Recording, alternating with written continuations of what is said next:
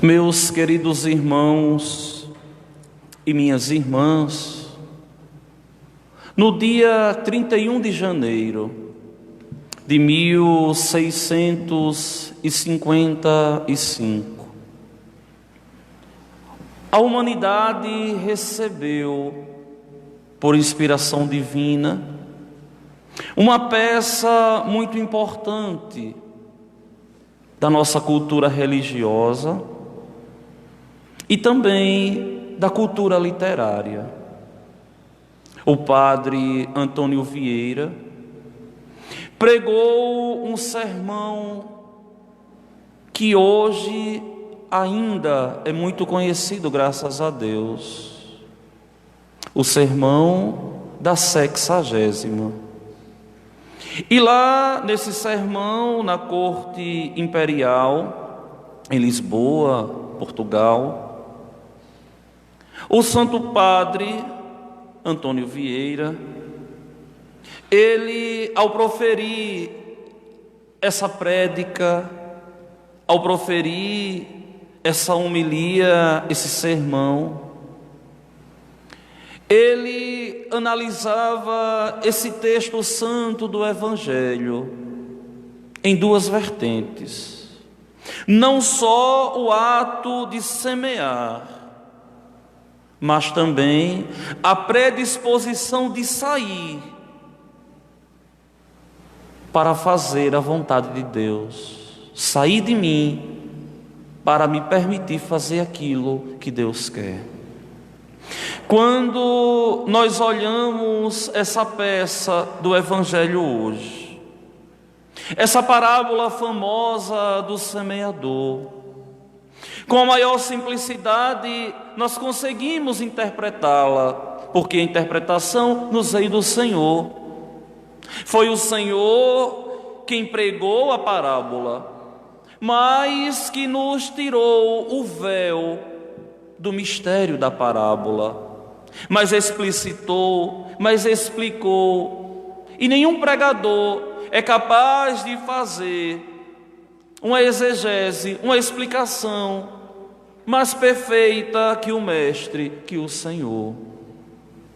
E vejam que o texto é dividido em três partes. Primeiro, a própria parábola. Depois, uma exortação. E, por fim, a explicação da parábola pelo próprio Mestre. Só que vejam bem, meus irmãos. Primeiro, nosso Senhor, Ele sai de casa em um dia qualquer, um dia comum. E ao sair de casa, Ele sentou-se às margens do mar da Galileia. Uma grande multidão se reuniu em volta dele, ainda é o texto que está falando. Mas nosso Senhor tem uma atitude diversa. Ele não fica mais sentado às margens, a multidão está ali como que o comprimindo. E o Senhor entra numa barca e senta. Vocês sabem, eu já falei para vocês muitas vezes, que todas as vezes que nosso Senhor, Ele entra, Ele escolhe uma barca, a barca sempre é sinal da igreja dele. O mar sempre é o mundo que não tem estabilidade nenhuma. E essa barca é a igreja. Nosso Senhor senta na barca. A atitude de pregar sentado era uma atitude própria dos grandes mestres, dos rabinos, dos grandes doutores da lei, dos homens cultos, que proferiam a homilia, a pregação, a prédica, a exortação, sentado. E o Senhor senta. E a multidão ficou toda de pé na praia. E o Senhor agora começa esse discurso famoso. Um certo semeador, ele sai para semear. E nas diversas situações que ele sai jogando a semente, essa semente, algumas vão se perder, outras vão germinar e de imediato vão sumir, e outras vão produzir bons frutos. O que é essa semente? A semente é a palavra de Deus, que sempre é viva, que sempre é eficaz. O local onde essa semente cai é o coração da humanidade. Muitas vezes não uma terra arada, muitas vezes não uma terra preparada para receber o Senhor. Muitas vezes também uma boa terra arada e adubada para receber o Senhor. Mas, Padre, o Senhor falou que a semente era a palavra de Deus, e agora o Senhor está dizendo que o coração tem que estar preparado para receber o Senhor. Sim, porque aqui é preciso que nós entendamos aquela palavra de São João no primeiro capítulo do seu Evangelho, que eu costumo tanto dizer, né? E o Verbo divino se fez carne e habitou entre nós. Ou seja, nosso Senhor é a palavra encarnada. Et verbum carum factum est. A palavra de Deus se encarna. A palavra não é uma coisa, a palavra não é um livro, a palavra não é um pergaminho, a palavra não é de modo algum um papiro. A palavra é o próprio Senhor. A palavra é Deus encarnado. Tanto é, eu já expliquei tanto isso aqui na paróquia, que todas as vezes que você proclama a palavra de Deus aqui, você diz palavra do Senhor no singular, porque a palavra é Ele é a palavra. E quando o sacerdote pronuncia o próprio Evangelho, o sacerdote diz palavra da salvação. Por quê? Porque essa palavra é fonte de salvação, e só se salva quem estiver preparado para receber essa palavra. Só que, meus queridos irmãos e minhas irmãs, essa palavra ela é viva, essa palavra ela tem eficácia, essa palavra não é de modo algum uma letra morta. Não são dados históricos que foram escritos há 2000 anos atrás, mas a palavra de Deus, ela sempre tem algo a nos dizer de uma forma atualizada, não direcionada às massas, mas direcionada como que uma flecha ao nosso coração.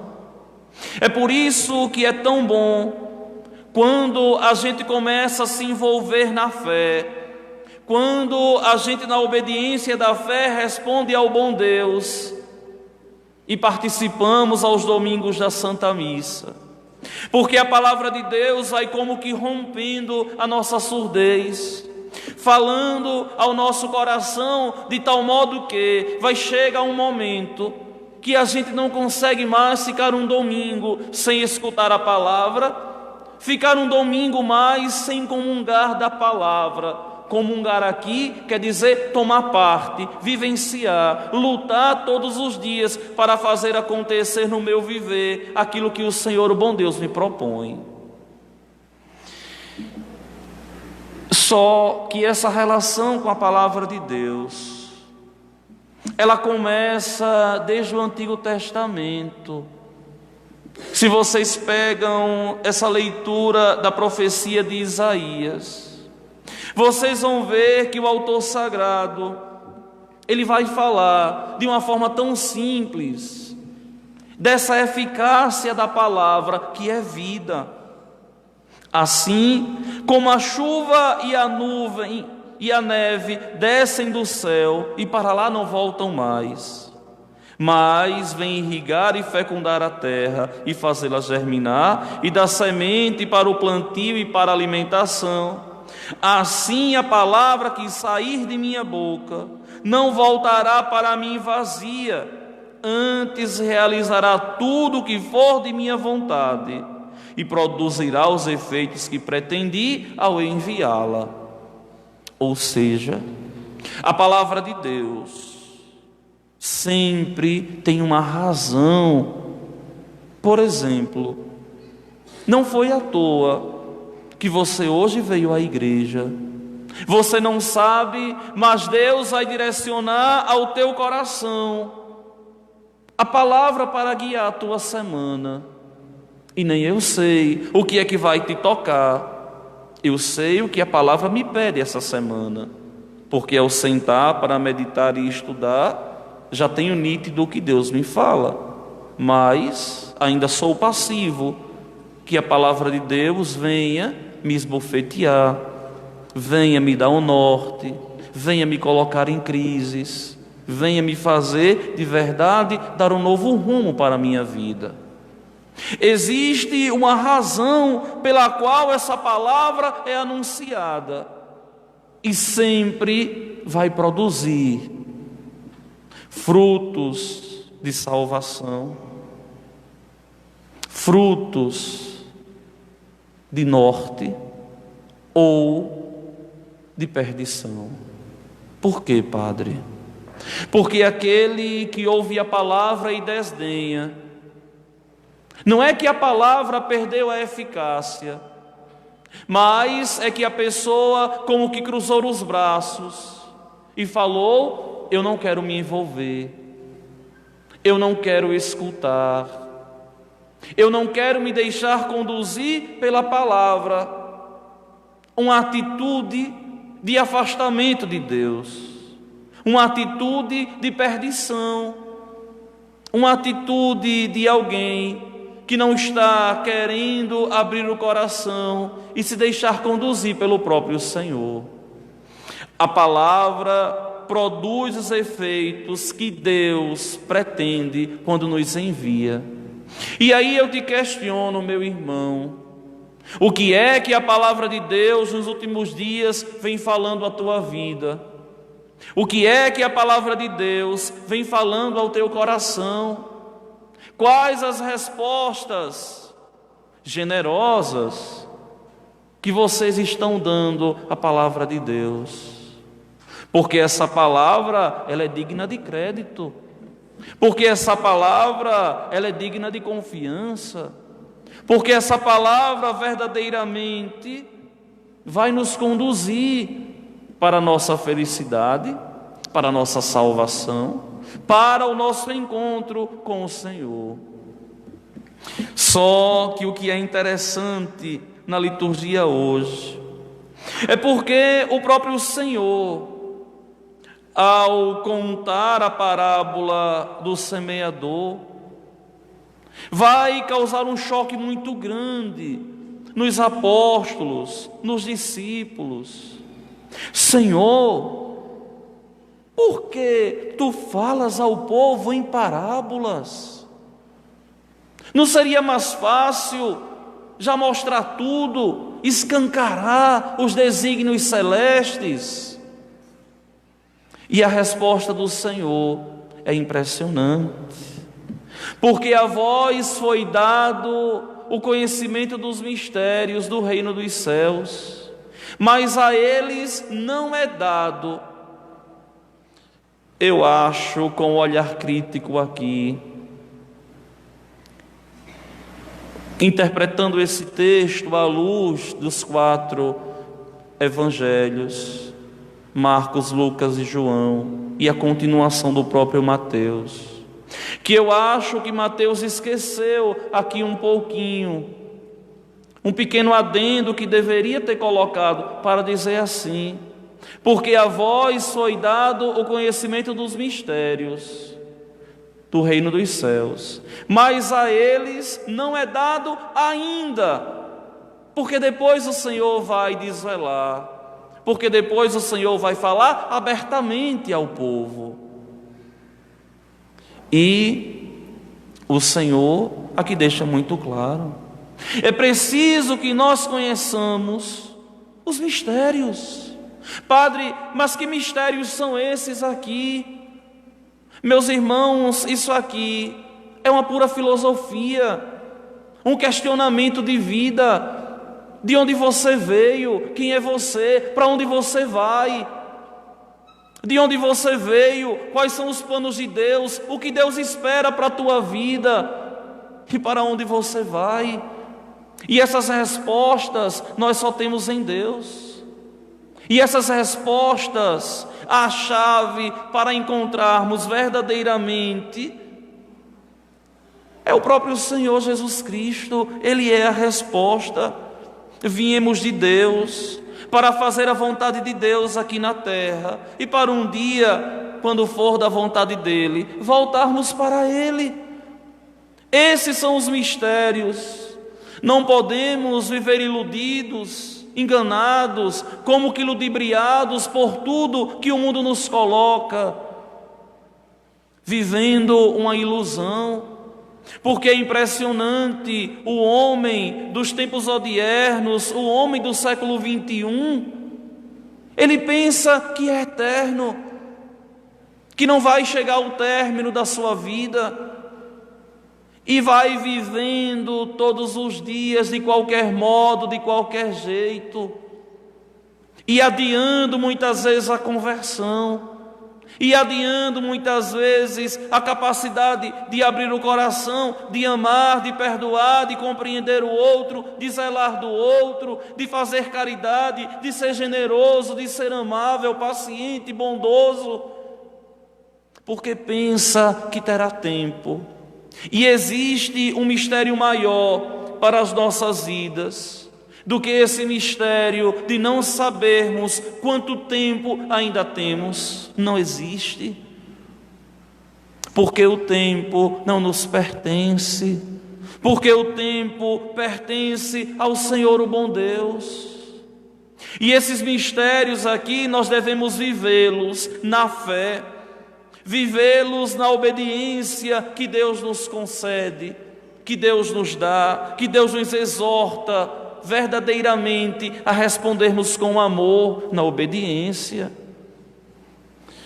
Só que vejam bem, o Senhor, o bom Deus, ainda continua assim: pois a pessoa que tem, será dado ainda mais e terá em abundância, mas a pessoa que não tem, será tirado até o pouco que tem. Por quê?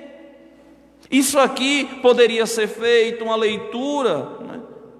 Um usurpador talvez, uma leitura econômica, mas não tem nada a ver. A leitura e a chave de interpretação disso aqui é uma leitura intelectual, psicológica. Pois a pessoa que tem o quê? Conhecimento. Será dado mais ainda, mais o quê? Mais conhecimento, e terá conhecimento em abundância. Isso aqui é muito claro. Uma pessoa que reza, uma pessoa que busca conhecer a palavra de Deus, uma pessoa que é assídua na liturgia da Santa Missa, nos momentos de piedade, uma pessoa que busca entender e compreender a vida, o pensamento, o horizonte vai se alargando e cada vez mais nós vamos compreendendo a vida com outro olhar. Mas aquele que não busca conhecer, aquele que não busca crescer psicologicamente, espiritualmente, intelectualmente, cada vez mais vai se afastando, vai perdendo o norte, vai perdendo a razão, sendo capaz muitas vezes de viver praticamente vegetando, sem sonhar, sem planejar, sem buscar entender. É por isso o Senhor dizendo que eu lhes falo em parábolas, porque aqueles que não têm essa proximidade comigo, porque aqueles que não têm essa intimidade comigo, eles estão olhando, mas eles não veem. Estão ouvindo, mas não escutam, nem compreendem. E por que isso? Porque para escutar o que Deus nos diz, é preciso procurar a Deus de coração sincero. Não adianta você querer mudar de vida, não adianta você querer entender mais dos mistérios, se não aprender a colocar o joelho no chão, a abrir o coração e permitir que o Senhor nos ilumine. Tanto que a sabedoria da Santa Madre Igreja nos diz uma coisa tão bela, que o cristão, todas as vezes que for rezar e estudar a doutrina ou a palavra de Deus, deve invocar o Espírito Santo, pedindo os dons da inteligência e do entendimento e da ciência e do conselho de Deus, para a palavra poder germinar, frutificar e solidificar no próprio coração do homem. Porque se assim não for, nós lemos a palavra, investigamos a palavra, interpretamos em uma linha histórica, mas a palavra não cria eco nos nossos corações e nas nossas vidas. Meus irmãos e minhas irmãs, tantas coisas nós poderíamos ainda dizer desse evangelho de hoje, mas por ser um evangelho muito denso de explicações, vamos pegar hoje o que é essencial para a nossa vida nesse momento atual que nós vivemos da história. Vejam bem, o Senhor, Ele diz assim: porque o coração deste povo se tornou insensível, eles ouviram com má vontade, fecharam seus olhos para não ver com os olhos, nem ouvir com os ouvidos, nem compreender com o coração, de modo que se convertam e eu cure, e eu os cure. O que é isso aqui? São essas pessoas arrogantes para com Deus, que pensam que podem viver sem Deus, que pensam que se realizarão, que se encontrarão sem Deus.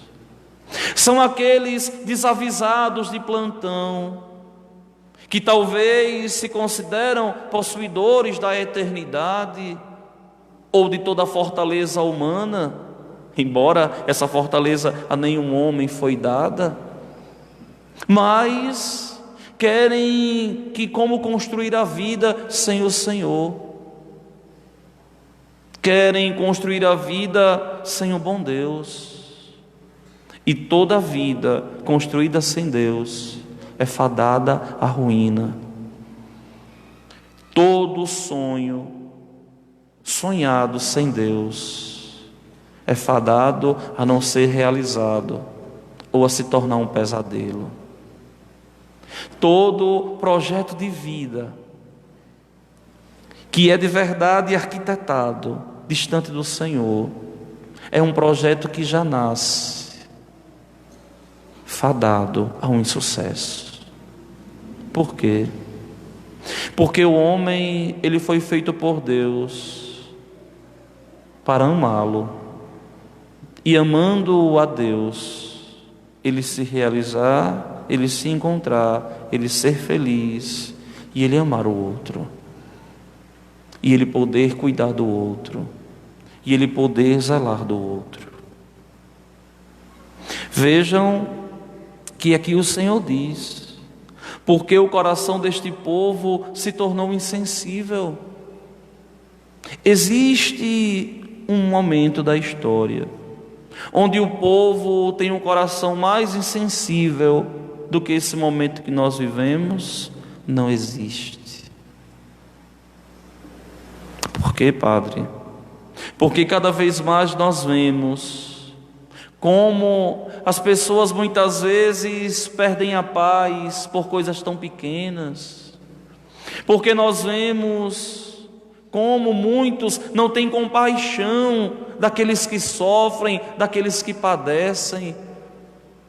Vocês imaginem, eu não recordo se foi ontem, se foi sexta-feira ou se foi quinta, entre esses 3 dias, o povo morrendo em tantos lugares, sem leito nos hospitais, sem UTIs, e se descobre na casa de um secretário do Rio de Janeiro, em dinheiro vivo, 6,5 milhões que serviria para comprar respiradores. Nesse momento que nós vivemos, onde tantos já perderam parentes. A última vez que eu vi, 60 e tantos mil. Onde não se tem mais a sensibilidade para dar o norte à vida do outro, para ajudar o outro, para ser caridoso, para aprender a recuar em algum momento da vida e dizer: eu não posso ir por esse caminho, isso aqui é uma tentação. O homem do coração insensível, essa insensibilidade que não é própria do ser humano. O homem, o ser humano, ele foi feito sensível. Me desculpem a expressão, mas aqui não tem nada a ver com frescura. A sensibilidade aqui é essa humanidade tão aflorada que nós temos. Nós devemos sim ser homens e mulheres sensíveis, que sentem a dor do outro, que estão dispostos a ajudar o outro, e não conduzir as nossas vidas unicamente por interesses próprios, que cega, que nos faz ficar surdos, que nos torna incapazes de darmos uma palavra de acalanto, de amor ao outro. Meus queridos irmãos, essa insensibilidade aqui, ela não é divina. Deus é sensível, Deus vê a nossa dor, o nosso sofrimento. Aí pode ser que você me questione assim: mas padre, como é que Deus vê o sofrimento do homem, se nós vemos tantas pessoas sofrendo, mas que não é fruto, não vem de Deus, mas as escolhas que os homens fazem? Eu lembro de uma vez que uma pessoa me questionava, não é? Padre, mas Deus não existe, se Deus existisse eu não teria o câncer. E eu disse: mas o câncer é fruto das escolhas dos homens. Imaginem quanta porcaria nós comemos. Vocês parem para pensar um minutinho, não é? Uma sardinha em lata que está lá há 2 anos, tapada, incapaz de pronunciar uma palavra de amor. É essa insensibilidade diabólica que está destruindo o ser humano, que está destruindo as famílias, que está destruindo o amor no coração dos homens. E o Senhor aqui é implacável. O próprio Senhor que conhece o Antigo Testamento, o próprio Senhor que conhece a profecia de Isaías. Eles não querem entender, eles não querem compreender, eles não querem escutar, para que se convertam e eu os cure. É preciso, meus irmãos, que esses 2 movimentos nós possamos viver nas nossas vidas, nos convertermos, para Deus curar aquilo que rouba a nossa paz, aquilo que nos rouba de nós mesmos. Porque se nós pararmos para pensar, nós somos capazes de fazer coisas que a gente não tem razão para dizer: como eu tive coragem de fazer isso, como eu tive coragem de tomar essa atitude, como eu tive coragem de fazer isso. E aqueles que têm um bom coração se arrependem, e aqueles que não o têm, esquece. e continua tocando a vida. Em verdade eu vos digo, muitos profetas e justos desejaram ver o que vedes e não viram, desejaram ouvir o que ouvis e não ouviram. Ouvi, portanto, a parábola do semeador, que quer dizer: todo aquele que ouve a palavra do reino e não a compreende, vem o maligno e rouba o que foi semeado em seu coração. Este é o que foi semeado à beira do caminho. Não é preciso só escutar, é preciso compreender. É preciso existir dentro de nós esse desejo de querer esmiuçar, de querer indo compreendendo aos pouquinhos a palavra, abrindo o coração, para que a palavra crie eco dentro de mim. Porque senão, rapidinho, as pessoas se desviam. Vejam que isso aqui é muito comum. Como eu vejo pessoas que começam na igreja até com entusiasmo tão grande, rapidinho o entusiasmo passa e a gente vê, foi uma chuva de verão. A comunhão com Deus e a santidade de vida não passa pelo entusiasmo do momento, não, mas a comunhão com Deus passa e a santidade de vida passa obrigatoriamente pela perseverança. É perseverando, é esperando, é deixando Deus agir. É como aquela imagem que a gente tem de uma água que vai caindo aos pouquinhos em cima de uma pedra. E no primeiro momento você não vê, mas o tempo vai passando e aquela rocha ali vai abrindo, vai sendo marcada, mesmo a rocha sendo tão dura e a água sendo tão mole. E é como aquele ditado que diz, não é? Água mole em pedra dura, tanto bate até que fura. Isso é o nosso coração. Se a gente vai escutando a palavra de Deus, escutando, a gente vai começando a compreender, e quando pensar que não, nós estamos sendo transformados, não naquilo que a gente queria ser, mas naquilo que Deus sempre sonhou para nós. A semente que caiu em terreno pedregoso é aquele que ouve a palavra e logo a recebe com alegria, mas ele não tem raiz em si mesmo, é de momento. Quando chega o sofrimento ou a perseguição por causa da palavra, ele logo desiste. Olha aqui a falta da perseverança.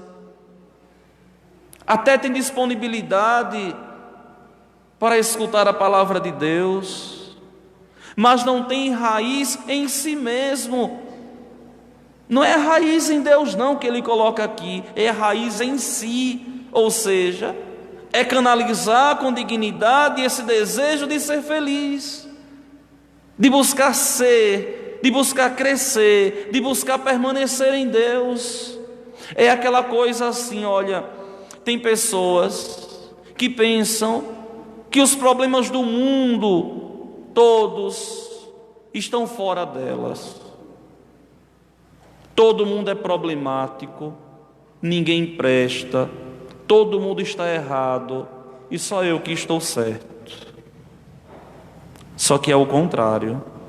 O problema muitas vezes pode estar na própria pessoa, que não se encontrou, que não se realizou, e nada está bom, nada preenche, nada faz feliz. Por quê? Porque não tem raiz em si mesmo. É preciso que nós sejamos cristãos de convicções. Eu como padre, você como seminarista, como vocacionado, como leigo, nós temos que ter convicções corretas, não essa ignorância dos ignorantes, que parece uma redundância, mas não é, de dizer, eu sou assim mesmo e eu não vou mudar, e sabendo que aquilo está errado. Meu Deus do céu, isso só leva ao desespero, à loucura, ao distanciamento de Deus e, infelizmente, no final da vida, à própria condenação. A semente que caiu no meio dos espinhos é aquele que ouve a palavra, mas as preocupações do mundo, as ilusões da riqueza sufocam a palavra e ele não dá fruto. E como isso aqui é comum, como nós temos pessoas que são capazes de pensar em um problema um dia todo, mas são incapazes de, colocando o joelho no chão, partilhar com o belo amado o sofrimento e a dor que está martelando a cabeça. Conseguem reclamar um dia todo de algo que alguém fez de errado, mas são incapazes de ir correndo à igreja, se ajoelhar e pedir ao Senhor, o bom Deus, que converta o coração do outro, que mude o outro, que perdoe o pecado do outro. São capazes de lamentar, de murmurar, de reclamar, mas são incapazes de rezar. Olha, eu já vi pessoas que muitas vezes enfrentam um problema de saúde tão sério dentro de casa, ao ponto de quase perder um parente querido, seja um filho, seja uma filha, seja o esposo ou a esposa, ou a mãe, ou o pai, ou um tio, sei lá, mas são incapazes de rezar e entrega a vida do outro assim à sorte. São incapazes de colocar o joelho no chão, se converter, mudar o rumo da vida e dizer: Senhor, eu confio em vós. E por que isso? Simplesmente porque estão preocupados com ser feliz no mundo, porque estão preocupados com viver de aparências. E como é comum no mundo que nós vivemos, as pessoas só quererem se mostrar às outras, sem serem verdadeiramente aquilo que se apresentam. E por fim, a semente que cai em boa terra é aquele que ouve a palavra e a compreende, ou seja, é aquele que olha a sua condição, é aquele que vê a sua pequenez, é aquele que vê a sua simplicidade e sabe que a sua vida está nas mãos de Deus, e sabe que sem Deus é incapaz de compreender alguma coisa, que sabe que sem Deus a vida não tem futuro, não tem razão de ser. A semente que cai nesse bom coração é aquele que, ao passar de verdade o dedo na fronte, na boca, no coração, na liturgia da missa, se dispõe a dizer: Senhor, me faça compreender e a viver a Tua palavra, para que eu tenha disponibilidade de anunciar a Tua palavra a partir da minha experiência contigo, a partir desse encontro único que eu tenho contigo e que é tão meu e tão teu. Ó, meus irmãos e minhas irmãs, eu só desejo a cada um de nós que tenhamos esse coração bom, que tenhamos esse coração aberto. Por fim, nesse discurso da 60ª, que era 2 semanas antes de começar a Santa Quaresma, eram os domingos antes da Quaresma, 60ª, 50ª e 40ª, até chegar a Páscoa, a 40ª, que dá origem à nossa Quaresma. O padre Antônio Vieira, nesse discurso, ele diz assim: se a palavra de Deus é eficaz, porque muitas vezes nós não vemos frutificar no coração dos homens. Por quê? Porque os homens não querem. Porque se faz ouvido de mercador. Por quê? Porque o pregador pode até ter grandes méritos, mas se o receptor não quiser abrir o coração, nem o pregador dos pregadores, seria capaz de converter a dureza de um grande coração. Olhe Judas, viveu com o Mestre, viveu com a palavra encarnada, feito carne, e era tão insensível, e era tão duro, e era tão frívolo, e era tão superficial, tão preocupado com a vaidade do mundo, com as riquezas do mundo, que chegou a entregar o Mestre, não se permitindo ser amado, não se permitindo amar, não se permitindo encontrar o segredo da vida. Tinha tudo para ser um grande pregador, tinha tudo para ser um grande apóstolo, mas preferiu a mesquinhez do seu pensamento, a bondade do Senhor, o bom Deus.